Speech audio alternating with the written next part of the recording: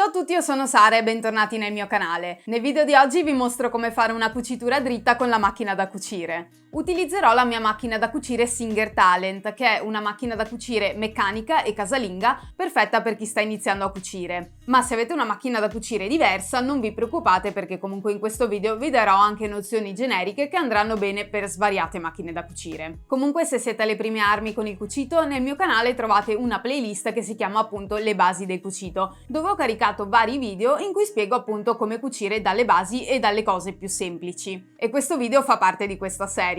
Nei prossimi vi mostrerò pian piano anche come bordare i capi, come fare orli, come fare altri tipi di cuciture con la macchina, come attaccare zip, quindi iscrivetevi al canale se non l'avete ancora fatto, così da non perdervi tutti i prossimi video che pubblicherò. Prima di passare al mostrarvi come fare una cucitura dritta a macchina, volevo approfittarne per dirvi una cosa. Negli ultimi mesi mi avete chiesto in tanti qua e là nei commenti cosa potete fare per aiutare e sostenere il canale. Allora, ci sono già molti modi semplici per farlo. Per esempio, potete lasciare un mi piace al video, potete lasciare un commento, potete condividerlo se conoscete qualcuno che vorrebbe iniziare a cucire, per esempio, potete guardare il video interamente fino alla fine, oppure potete guardare per intero le pubblicità.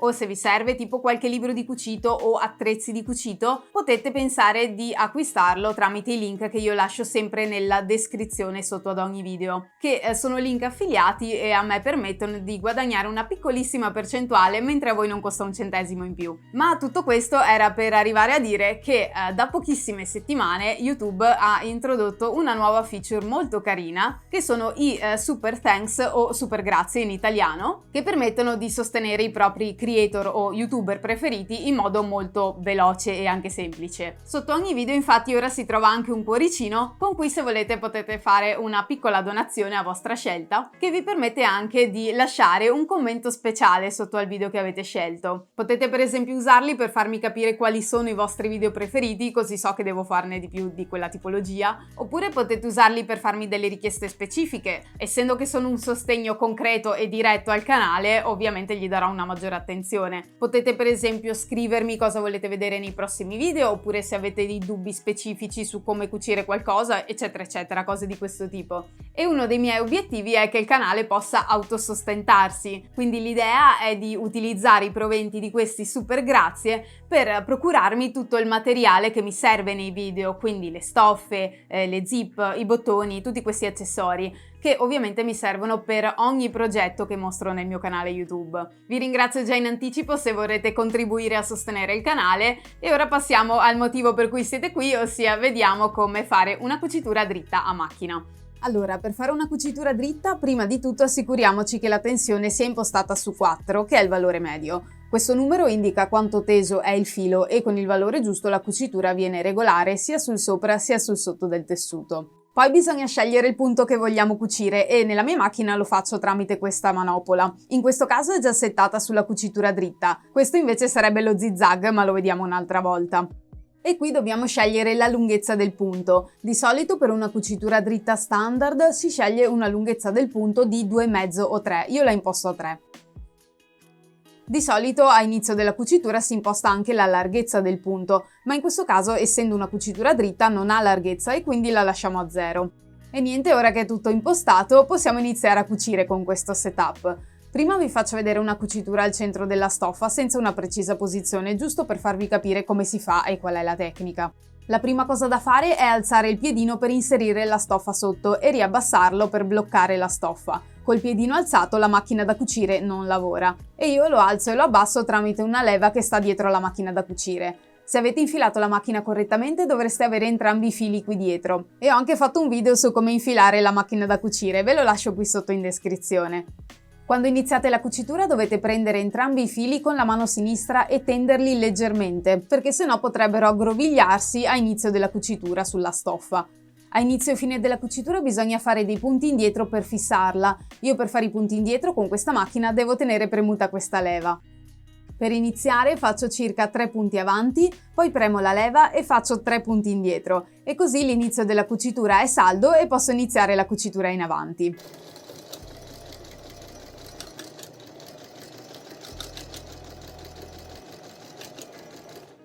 Arrivati alla fine della cucitura ripremo la leva per fare i punti indietro, ne faccio 3-4 e la cucitura è finita. Prima di togliere la stoffa mi assicuro che l'ago sia alzato. Se fosse abbassato, alzatelo con l'apposita manopola, nel mio caso sta sulla destra della macchina da cucire.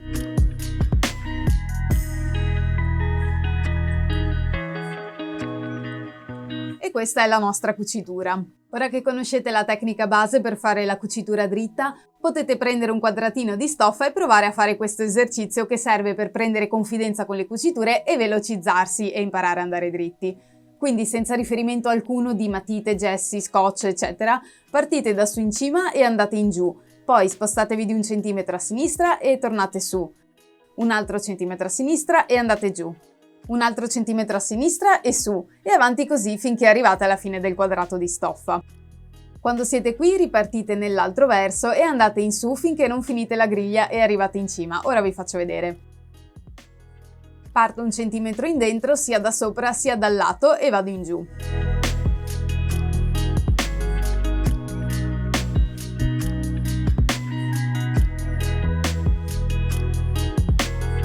Mi fermo a 1 centimetro dalla fine e quando devo girare la stoffa alzo il piedino ma mi assicuro che l'ago sia dentro alla stoffa, così la stoffa non si muove e posso ripartire. Riabbasso quindi il piedino, faccio 1 centimetro di cucitura e poi giro di nuovo la stoffa e avanti così.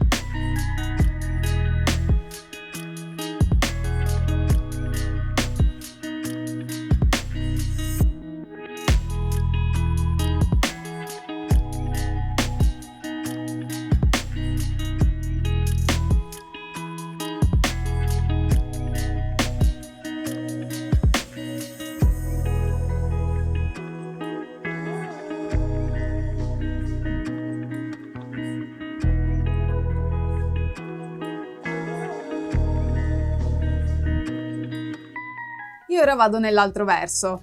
Io qui ho volutamente aumentato le distanze tra le varie linee, se no non finivo più. Però voi cercate di essere precisi.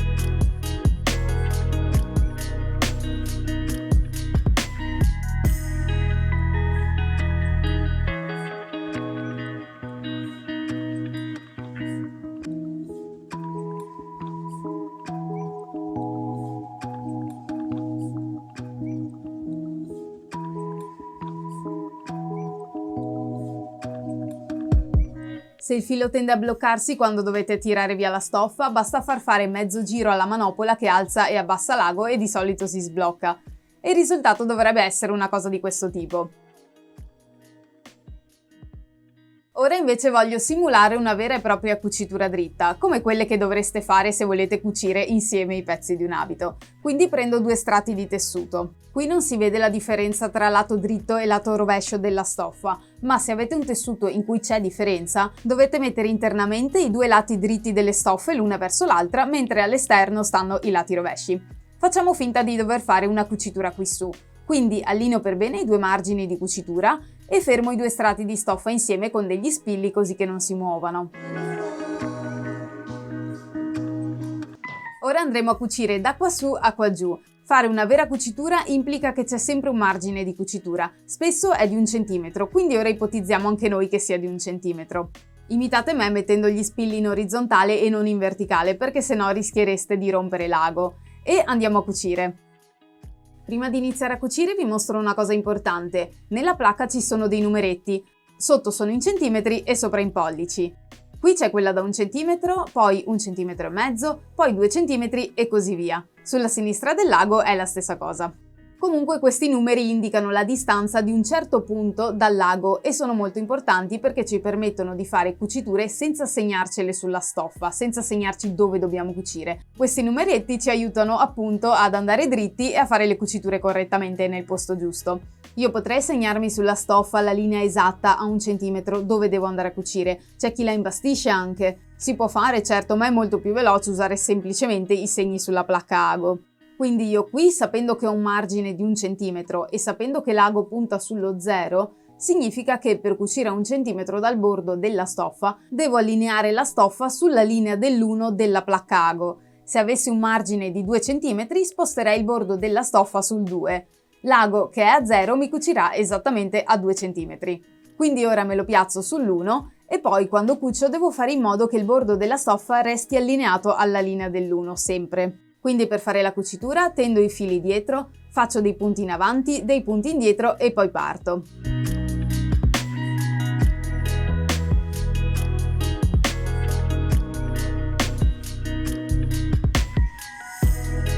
Quando arrivo alla fine faccio i punti indietro, tiro sull'ago, tiro sul piedino e tolgo la stoffa. E questa è la cucitura finita. Come vedete il margine è tutto uniforme a 1 centimetro. Questo è il lato dritto della stoffa, mentre questo è il rovescio. E al rovescio ora sarebbe anche da stirare i margini o aperti o invece chiusi dallo stesso lato. Dipende anche da dove va fatta poi questa cucitura nel capo. E per il video di oggi è tutto, io spero che vi sia stato utile, lasciate un mi piace e condividetelo se conoscete qualcuno che vorrebbe iniziare a cucire. Scrivetemi anche nei commenti qui sotto se c'è qualcosa nello specifico che vi piacerebbe imparare a fare. E niente, per oggi è tutto, ci vediamo al prossimo video, ciao ciao!